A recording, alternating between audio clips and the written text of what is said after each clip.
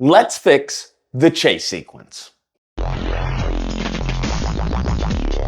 Oh my goodness. So anytime there is an ounce of criticism towards Spider-Man 2, you are just inundated and bludgeoned with people who say WWJD. Wait, no, WWYD.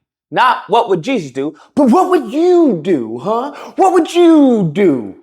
And to that, I always find it interesting because first off, why are you taking the defense of a company, right? I don't understand that. Secondly, why would I know what they should do? It's not my profession. It's their profession. If I see a doctor doing something and it seems not to have any impact on the patient, it's like, well, it doesn't look like it's working. And the doctor turns around and says, what would you do then, huh? You would be like, well, I'm not a doctor, but that doesn't mean I can't, see with my own two eyes. Nevertheless, it's fine though. It's fine. I'll rise to the occasion. I'll do it myself. When I see the chase sequence in Spider-Man 2, first thing that comes to my head is boring. Upon saying that is blasphemy in certain circles. And that's fine. So what I'm going to do is I'm going to go over how I would change the chase sequence. Prove it. All right, then I will.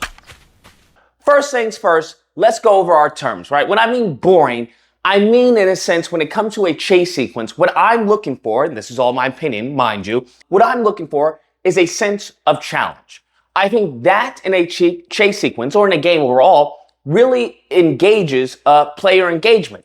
I think that in some cases when it's challenging, when you're chasing, when you're doing something, you're engaging the player in order to do mechanics or whatever the game has taught you in this section. For example, one thing I would say is a bad chase sequence, because it's always good to give examples, would be Gears of War 4. There's a chase sequence where you're on, Marcus Phoenix driving a motorcycle, and really the challenge is, hey, don't hit what's in front of you. Now, how they go about doing that is that the player just goes left and right. Here's the thing. Even when you do hit something, you don't really take that much damage. It's like a smidgen of damage and it goes on. And it's very much on rails for the most part. It's not really challenging to the player. There is no obstacle other than what you're seeing in front of you. And the way you avoid those obstacles is just right, left. So the challenge is relatively low. I would argue that's a bad chase sequence. On the other hand, an example that I would give for me, which is a good chase sequence, would be in Assassin's Creed 2. Love the game, amazing game. You should get it, buy it now. But in the scene, there's a chase sequence, and I'm going to talk about two. There's one chase sequence where you're chasing someone in order to get the assassination. Now, upon chasing them, the person does little traps, little secret getaways where he'll hit a button and a gate comes down. Now we have some challenge. And how's the game challenge you? Well, it challenges you with the mechanics that you should have mastered by now, which is the parkour. As opposed to, once again, to Gears of War, where you're just going left and right. There's not a mechanic of the game, you're just going left and right. So in this, it engages you with the mechanics of the game that they've established thus far throughout the series, which is the parkour. So when he closes the gate, you may have to go left or find another way. Now you have to look, you think that you're going just chasing him, but he closes it. Now it forces the player to engage in the game, where it's like, okay, now what do I do? Do I go left? Do I go right? Do I go up? Do I go down? What do? I have to look for a solution. There's a solution to the left of you. Boom. Parkour, run, do your parkour, which you can fail, right? If you fail the parkour, you'll have to start over. And if you start over, you'll probably lose the person because they'll keep on running. So there's a sense of challenge there. In another situation, we have the chase with Leonardo. So you're on a carriage and you have to run away from these bad guys. Simple enough, right? It's basic concept, but how they add to it, how they add to the challenge, I think it's really great, even for at that time. So when it comes to the carriage, you're on the carriage. Now, you have 2 health bars, right? One for you and one for the carriage. And I'm thinking to myself, why do we have 2 health bars? Well, the thing is, people are chasing you. You're trying to escape from them. The obstacle now is that you have to avoid being hit by the people who are chasing you on horses, because they'll chase you on horses, jump on the carriage, and then attack you. Your health bar goes down. Then you have the added challenge of, hey, I have to protect this carriage. So now we have the obstacle of the path, right, where you have to follow the path And eventually you have obstacles of fire, where if you get in the fire, it damages the carriage. So now we have to worry about the people who are trying to attack us. In addition, avoiding the obstacles while, going along this path, which is already challenging to an extent. On top of that, there's another layer, because how do we get rid of the people who are on top of the carriage? Well, the game says the way you do it is to lean left and to lean right with the stick. Here's the thing. If you lean too far left, the carriage will turn over, game over. If you lean too far right, the carriage will turn over, game over. So there's a certain level of challenge, there's a certain level of skill in this sequence.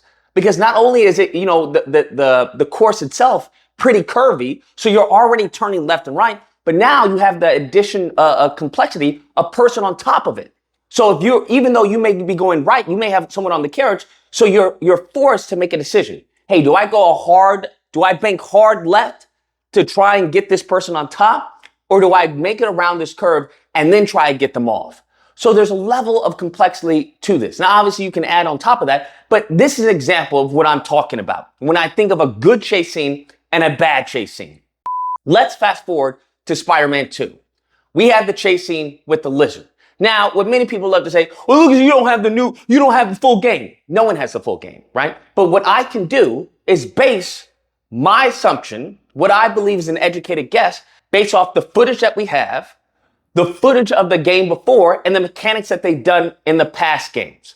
That's what I can do. So right off the bat, it's a chase sequence. Now, in this chase sequence, it's not doing anything that we haven't done before. It's boring. For lack of better words, that's what it is. We've chased the Shocker. We've chased Rhino. We've had the helicopter chase.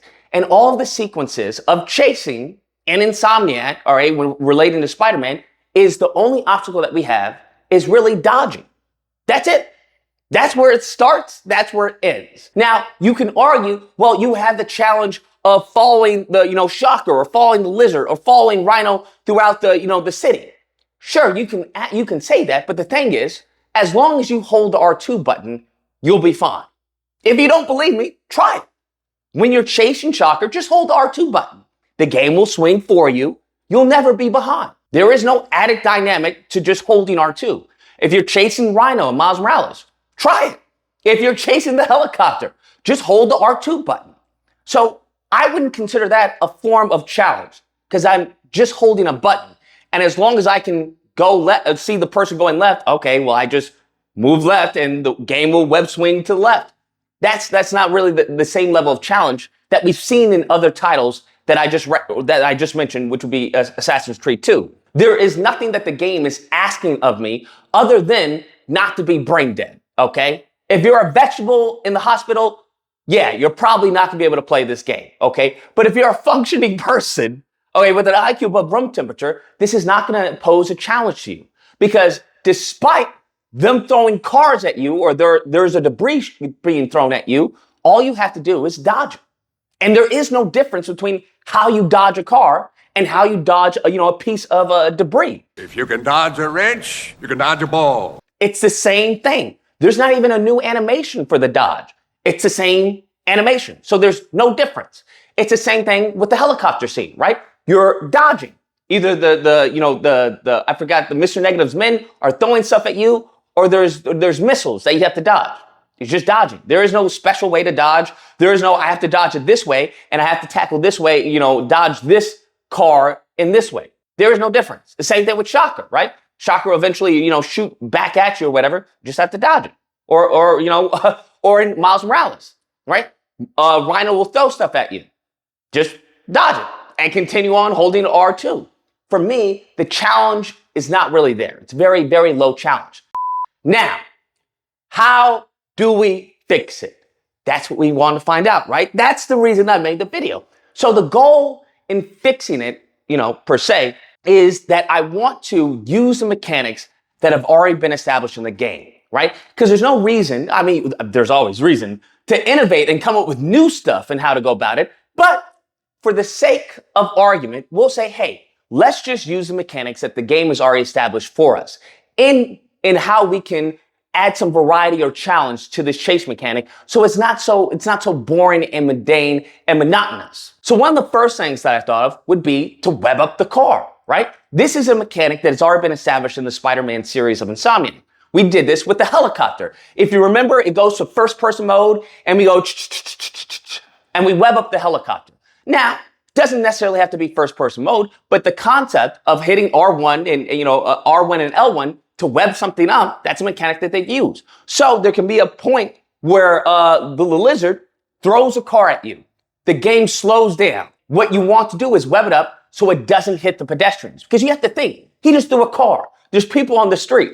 Okay, what's going on here? Now you can say, well, they can move and everything. Sure, but it's a game, right? We want to make it fun. We want a fun experience. So let's not try to rationalize why they could do less, and let's rationalize why they can do more.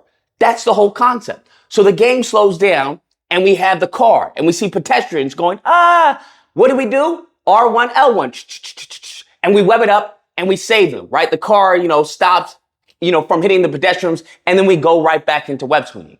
It honestly would be something that they've already done, and it's kind of a nod to Spider-Man 2, in the scene where the police car flips and it's stopped by a web. Simple, but effective. Once again, the goal is to use the mechanics I've already established to change up the monotony and add maybe a little bit of variety and challenge to the scene.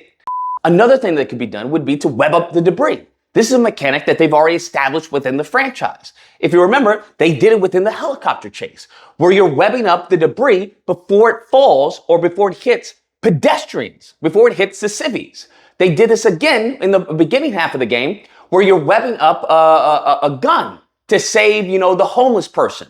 That mechanic has already been established. We can use that mechanic in this chase scene for when they're throwing debris or debris falls, or when the lizard is running. Maybe debris comes crumbling down, and they slow down the game, and you see the little R1 to move the right stick to web up the debris to save the civilians, right? It won't be too intrusive because you're slowing it down as you're moving forward. It doesn't have to stop, do something, and then go moving forward. It can all be while you're web swinging, slow down, web, and then go back to web swinging.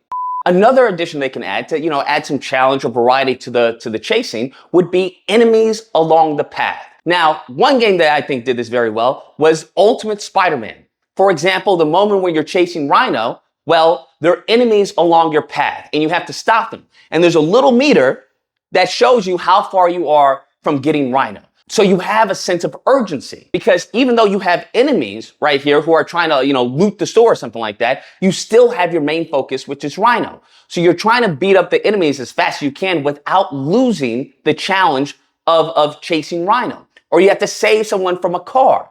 This is a mechanic that has already been established in the Spider-Man Insomniac franchise. That's what they've already done. For example, when it comes to the petty crimes, where you're webbing up people out of a truck, or you're trying to, they do even the right thumbstick to save someone from an explosion of a truck. We can do that same thing, right? Where you have a group of people, who are, beating up someone, whatever it is, any of the small crimes that they have going around the city. Now we have that. So now we have to catch up to the lizard, but you also have to beat up these criminals, right? And save the pedestrian. It doesn't have to be forced upon you. It can be an option of saving them, and then it rewards you with, a gadget or something like that.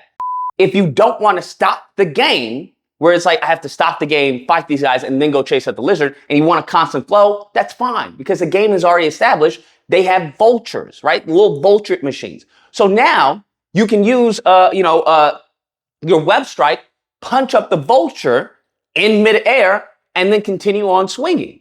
There's a variety of ways to go about this. For another example, a mechanic that I believe is completely underutilized, the web tunnel. Spider-Man 1, they've already established it, where he web tunnels and kicks out the guy from Mr. Negative's helicopter. We have helicopters. This is a mechanic that we haven't seen before, okay? They show you it. They've done it before in Spider-Man 1. Let's do it to a higher degree, where now you're web swinging, the lizard, and you have a helicopter that's shooting at you. Whatever it is, it could be whoever the enemy is, someone from, Craven's camp that's shooting at you. Guess what? We freaking web tunnel, bam, kick the person out, and then go back on to web swinging. These are simple things that can be done to add challenge to the chase, to add variety and variation to the chase, so it's not so mundane as dodge, web, right? And these are already mechanics that have already been established in the game. These are certain ways that I think they could add on to the complexity of the challenge and the entertainment value of these chase sequences. And we just add that on top of a building, right? Because one thing I dislike about it is that we have this very streamlined, simplified chase scene where we already have limited engagement, right? We have R2 and circle, where we're just, okay, dodge. Now, when they take it onto the building, the side of the building, now they've removed your engagement. Because now there is no more R2. Because you holding on to the lizard is automated. All you now have to do is hit circle.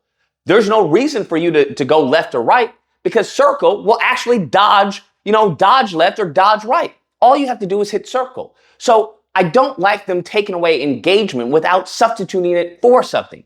If you want to take away R2 for swinging and then go to transition up the building, okay, give me replace it with something. Where now maybe I have to tap the R button to try and get this struggle of pushing, of holding on to the lizard as he goes up this building.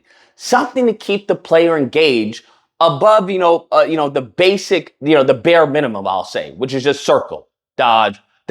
We can add, they have so many mechanics that they are underutilizing in their game. Mechanics that they've already established. Web tunnel is something new. We can have that mechanic up the scene, however you want to do it. The right thumbstick to save debris or to save a falling person out of the building. Something to engage the player, to have some challenge, so it's not so simplified to where, a carrot could do it. That's the whole point of going above and beyond. That's the whole point of their slogan of be greater. And that's what I expect of Spider-Man. I know they can do it. I now want to see them do it. And hopefully they do this for Spider-Man 3. Anyways, guys, that's the video. Let me know what you guys think. Whether or not you believe, oh, look, you're just complaining, okay? You're always complaining. Why don't you just complain? Just be happy. Or if you can't believe, no, the issue is not about complaining. The issue is about constructive criticism, right? Criticism without a solution is just hating. You're just hating on the person. While I'm offering criticism and ways they can go about enhancing the player experience for the player and benefit the game as well. So it's a win-win all the way around. I don't know why there are people defending a company. That doesn't make any sense. Why are you defending the company as opposed to defending the consumer? I don't understand. So to me, that just seems like a brainwashing. Makes no sense to me. Nevertheless, if you happen to disagree with the video, you're more than welcome to call in during disagreement day and get obliterated. No, I'm joking. Not really. The disagreement days are typically held Friday through Sunday. There'll be a number on screen. You call in, we duke it out. Either or, hope you guys enjoyed the video. If you did, please feel free to like, share, comment, subscribe. Oh, that fun stuff. Till next time, guys, be amazing. You're engaging the player.